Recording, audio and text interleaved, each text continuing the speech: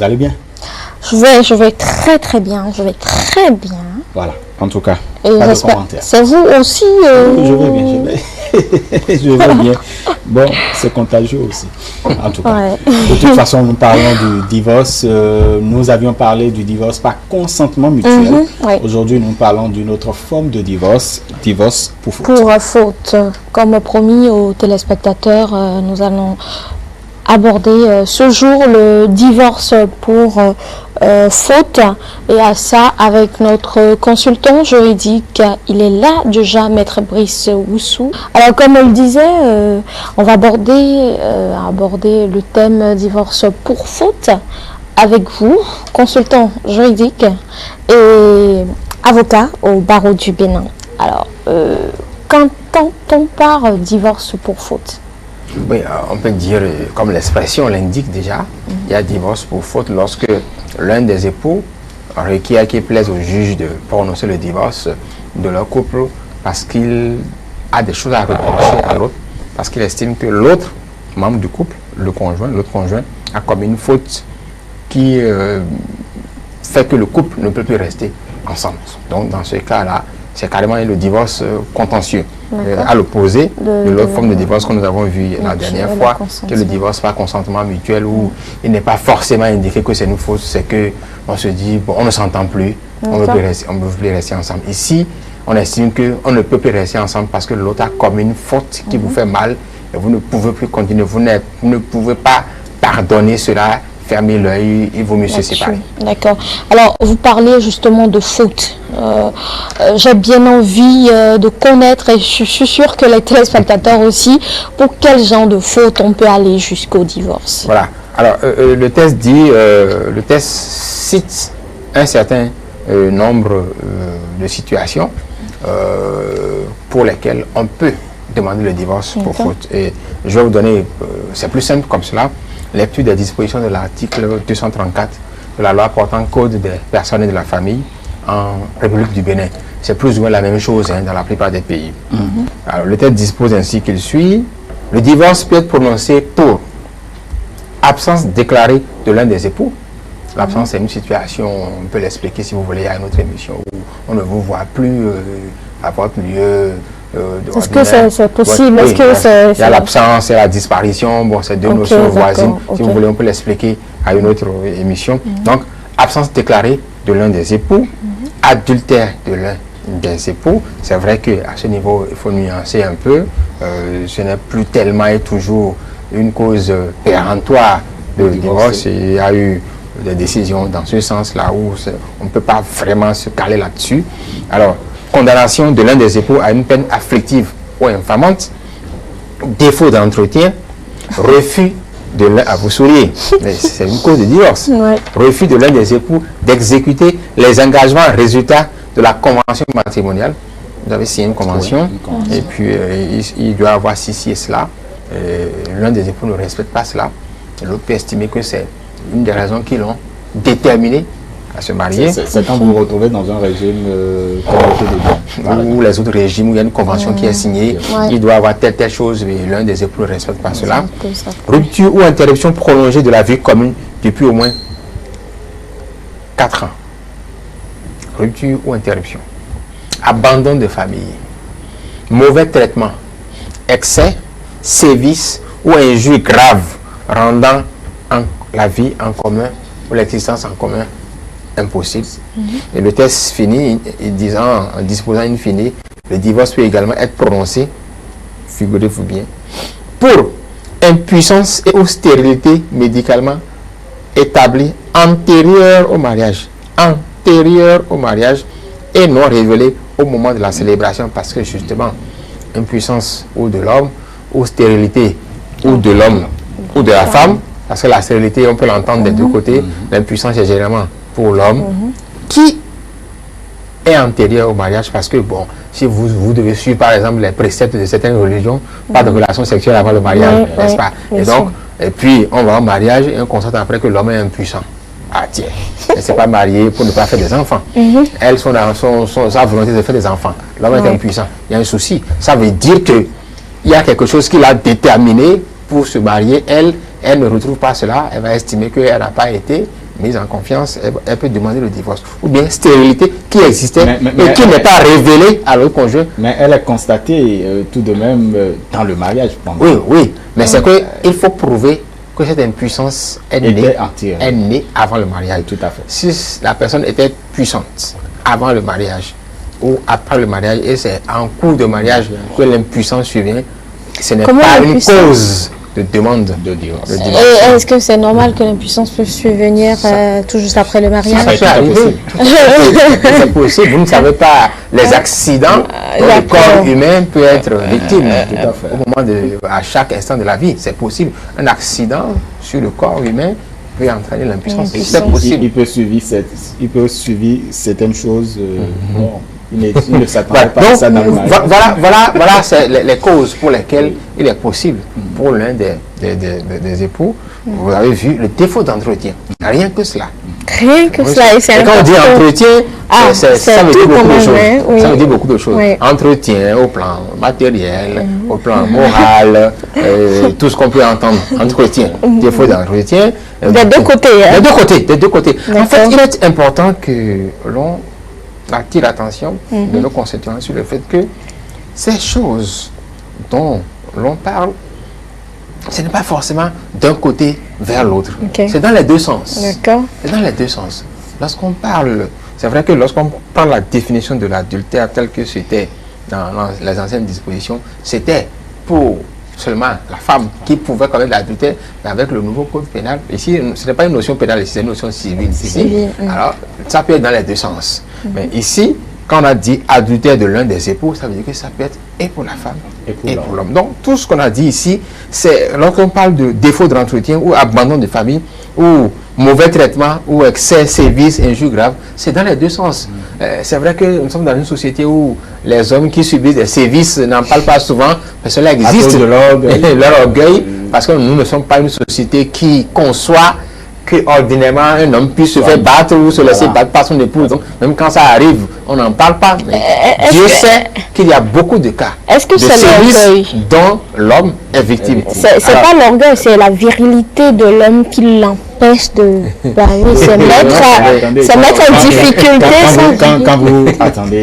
Quand vous livrez à dire par exemple, franchement mon épouse me bat, même si vous confiez cela à votre propre frère, il vous dit mais de quoi tu parles là, cher ami, mais tu n'es pas de la famille. Oui. Si tu étais vraiment de cette famille, ça ne se passerait pas jusqu'à ce que tu en parles. Voilà. Donc, voilà des situations qui peuvent conduire au divorce. D'accord. Est-ce qu'il y a des fautes qui ne sont pas évoquées dans le code des personnes et de la famille et qui peuvent être reçues ou pas par le juge? Oui, ça c'est les cas de divorce pour faute tels que édictés par la loi. Il se peut qu'il y ait des situations qui sont proches, puisque nous ne sommes pas dans le droit pénal ici qui est d'interprétation stricte. C'est vrai que la loi n'a pas dit que c'est limitatif, mais il peut y avoir une situation que le juge peut apprécier si la personne qui demande le divorce estime que cela constitue une faute. Le juge appréciera dans tous les cas et verra si cette situation, quand bien même elle n'est pas spécifiquement ce qui est dit ici, se rapproche des éléments de faute tels que c'est prévu au niveau du code des personnes et de la famille. Alors, quand les fautes sont évoquées, comme vous les avez dites, est-ce qu'il y a des vérifications? Est-ce que le juge... Nous sommes dans une situation où vous pouvez rapporter la preuve. Là, on ne pourra pas exiger de celui qui se plaint de la faute de l'autre conjoint qu'il en rapporte la preuve par ce qu'on appelle les modes parfaits de preuve. Le juge doit pouvoir accepter, et c'est souvent ce qui se passe, accepter toutes les formes possibles de preuves. Ça peut être les preuves par écrit, des preuves testimoniales, c'est-à-dire on fait venir un témoin, ou toutes sortes de preuves que vous pouvez apporter au juge pour lui permettre de vérifier l'exactitude de la raison pour laquelle vous voulez divorcer ou de la faute que vous imputez à votre conjoint pour divorcer avec ce conjoint-là. Est-ce qu'il y a l'époux peut provoquer? Par exemple, il est déjà... C'est possible. Si vous n'avez pas compris, si l'un des époux qui veut divorcer vous entraîne dans un petit piège, vous glisse des pots de banane, vous tombez dedans, il relève cela comme vous pour faute. Oui, mais si la preuve est établie et que vous n'arrivez pas à montrer que en fait c'est une faute qu'on vous a fait faire et que c'est une erreur que vous avez faite parce qu'on vous a posé une peau de banane, on pourra retenir comme vous que vous avez commis cette faute. Il m'est déjà arrivé de gérer un cas de divorce où on a évoqué comme motif du divorce, un des motifs du divorce, l'abandon de famille. Parce que, vous savez, le couple vivait à un moment donné dans la maison construite par la dame, qui a un peu plus de moyens que l'homme. À un moment donné, comme les deux ne s'entendaient plus, le mari même avait sa propre maison. La femme savait que généralement quand elle l'énerve, monsieur sort de la maison et va se coucher tranquillement dans sa maison. Alors il était arrivé à un moment donné où la tension était tellement forte que madame, pour provoquer le divorce, en est arrivé à énerver régulièrement monsieur. Et quand il vient à la maison, quand il constate qu'il y a l'électricité dans l'air, il quitte, il prend sa voiture, il va se coucher dans ça, puisque lui a construit une maison. Bon, c'est vrai qu'il était établi que c'est dans la maison de la femme que le couple était établi. Donc on va dire que la maison conjugale, c'est là. C'est là. Donc lui il sort, il va se coucher chez lui. Et quand il appelle le lendemain, madame ne répond même pas. Il se dit, bon, elle n'est pas encore revenue de bonne humeur. Il reste chez lui. Donc il peut passer 2, 3, 4 jours, une semaine chez lui avant de revenir. Alors, et pendant ce temps, qu'est-ce que madame a fait? Elle a appelé un huissier qui a fait un constat comme quoi l'huissier vient à 18h, reste jusqu'à 21h. Le constat que monsieur n'est pas venu. Et puis on a fait le constat comme quoi. Et il est vrai que quand il partait, il a pris aussi quelques 2 ou 3 effets ordinaires. Il est parti avec. Donc on a constaté qu'il ne vivait pas là en ces jours-là. Et cela a été versé au dossier judiciaire comme preuve de l'abandon de famille. D'abord, le problème, c'est déjà... Encore que l'abandon de famille ne recouvre pas que c'est la gêne des aspects. Le fait, par exemple, de ne pas faire certaines choses qui ont rapport à la vie de la famille, tout cela entre dans le vocable abandon de famille. Voilà. Bon, c'est une notion assez polysémique, oui. C'est déjà un problème que l'homme, en fait, qu'on choisisse comme domicile. Comme non. Bon, on va pas tirer néanmoins, mais les avis sont je me dis qu'on a l'esprit quand même donné comme quoi le domicile construit par la famille, le domicile conjugal, souffrait que Ariane soit contente de cela. Oui, quand même, puisque c'est une histoire de moyens. Quel moyen? Seulement, je me rappelle, en ce qui concerne les facultés contributives, je suis sur un forum où un ami a envoyé une blague un jour pour dire si l'homme gagne 100 000 francs par mois et madame gagne 1 million de francs par mois, l'homme doit être convaincu de ce que l'argent qui est disponible dans la maison, c'est seulement les 100 000 francs. Voilà. Bon, ça c'est la réalité africaine. Alors que selon la loi, code des personnes de la famille dispose que chacun des époux contribue au ménage selon ses facultés contributives. Donc, c'est à la hauteur de vos revenus que vous contribuez. Si on fait le point et que la femme est capable de contribuer à 90% aux charges du ménage et l'homme à 10%, c'est ce qui doit être.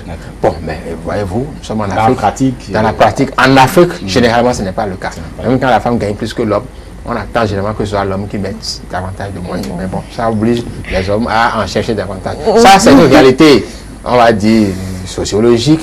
Mais si nous restons sur le point de ce que la loi prévoit, voilà ce qui devrait être en principe. Est-ce qu'il y a des fautes qui peuvent être invoquées? En fait, on parle d'invocation. Pour dans quel les fautes en fait, commises par le conjoint ou la conjointe. Des fois, on peut parler d'invocation, de fautes.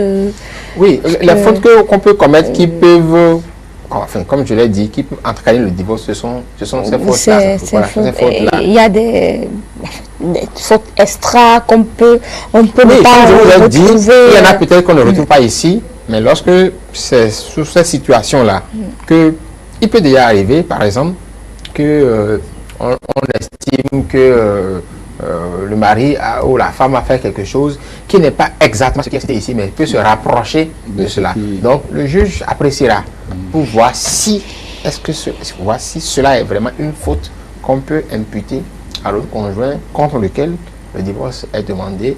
Parce que si le juge retient cette faute-là à l'encontre de ce conjoint-là, il va prononcer le divorce pour faute contre la personne et généralement cela a des conséquences, cela a des effets. Lorsqu'il s'agit par exemple d'allouer des choses ou bien de partager les biens, s'ils en avaient en commun, cela a des conséquences généralement matérielles. Et on regarde tout ça pour aller à ce mode de divorce. Ah oui, généralement.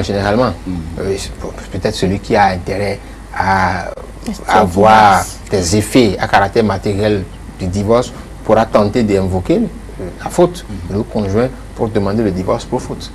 C'est généralement ce qui arrive.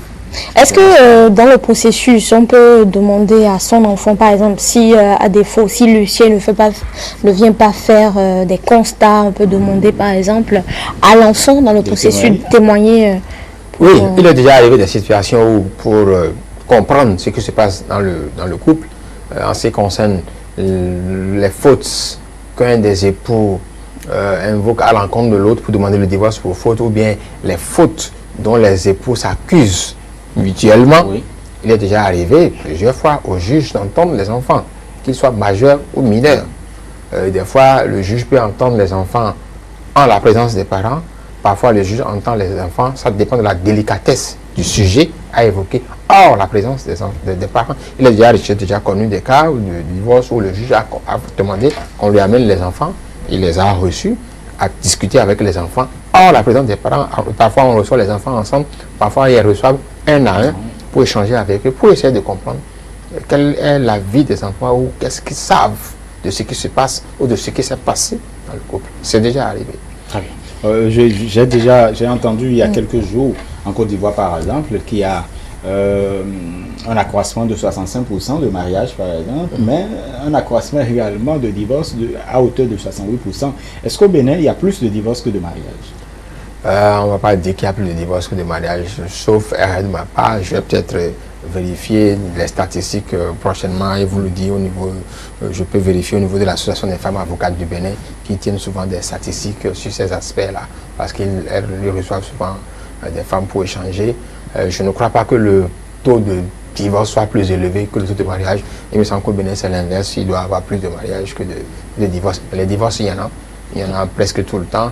Mais il me semble qu'il y a plus de mariages que de divorces au Bénin. En tout cas, aujourd'hui. Mais prenons cela avec réserve, nous allons vérifier. Tout à fait. Voilà. Oui, et peut-être qu'on va revenir sur une question très importante. Aujourd'hui, on parle de la technologie qui peut être une cause de divorce ou de faute grave commise par l'un ou l'autre. WhatsApp, Facebook, des rencontres, des échanges qui peuvent être fournis pour cause. Oui, mais ce n'est pas le fait d'aller fouiller le téléphone de l'autre qui va être la faute. Mais cela peut être un moyen pour rechercher des preuves, des éléments de faute prévus par le législateur. En fouillant le téléphone du conjoint, on peut retrouver des éléments, des preuves d'adultère. Si par exemple, vous fouillez le téléphone de votre mari et vous remarquez dessus que la présence dans sa vie d'une autre épouse ou enfin d'une autre femme, et vous remarquez que dans son téléphone il y a des éléments qui vous permettent de constater qu'il entretient des relations sexuelles extra-conjugales, il entretient peut-être une seconde vie de ménage ou presque cela avec une autre femme, ce sont des preuves recevables que vous pouvez exhiber devant le juge pour demander le divorce. Donc, ça peut être des moyens pour rechercher les preuves de la faute que vous voulez imputer à l'autre. Est-ce que ça peut être outil d'adultère? Outil? Oui. Comment outil? Je voudrais dire aussi, puisque nous parlons des réseaux sociaux, de WhatsApp, nous parlons du téléphone. Défaut d'entretien, je trouve quelque part, attendez, vous venez à la maison, au lieu qu'on s'occupe de vous, on s'occupe de WhatsApp tout le temps. Voilà, c'est quand même... Est-ce que c'est pas un peu trop tiré? Mais bon, on peut, si l'époux qui veut imputer la faute à l'autre arrive à prouver cela, vous pouvez dire, monsieur rentre du service, madame rentre du service, s'occupe même plus de moi, du 19h jusqu'à 23h, jusqu'à ce qu'on aille au lit, il est accroché à son téléphone, on ne sait même pas si moi je suis présent dans la maison ou pas. Alors si vous pouvez le démontrer, le prouver, vous pouvez rapprocher cette situation de l'une des fautes prévues par la loi et le juge va apprécier. Très bien.